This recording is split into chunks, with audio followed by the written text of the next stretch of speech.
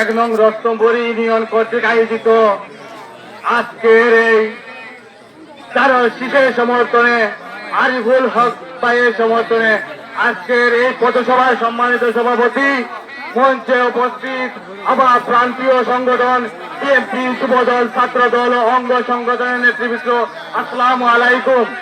সম্মানিত উপস্থিতি, আমি প্রথমে শ্রদ্ধার সাথে স্মরণ করছি মরহুম দিলদার হোসেন সেলিমকে, তিনি এই উপজেলার এবং এই আসনের উন্নয়নের স্বপ্ন দেখতেন।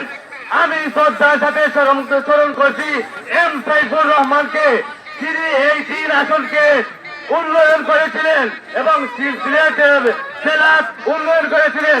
সম্মানিত উপস্থিতি, এখন আমরা পেয়েছি সেই এম সাইফুর রহমানের হাতে গড়া মানুষ আরিফুল হক চৌধুরী 33 বছর এম সাইফুর রহমানের সাথে ছিলেন। উনি আমাদের কাছে এসেছেন, তাই উনিও উন্নয়ন করবেন।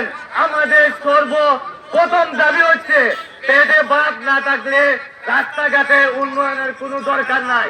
আপনারা কি সনাতন পদ্ধতিতে এই পরিবর্তন চান? ইনশাআল্লাহ আরিফুল হক চৌধুরী আমাদেরকে বাদাম বিক্রি করতে দেবেন না। সনাতন পদ্ধতিতে আমাদের এই পাটন কোয়ারি ইনশাআল্লাহ তুলে দেবেন। সবাইকে সুস্থতা কামনা করে বিদায় নিচ্ছি। আসসালামু আলাইকুম। দেখা হবে রাজপথে, কথা হবে স্লোগানে। এ পর্যায়ে আপনাদের সম্মুখে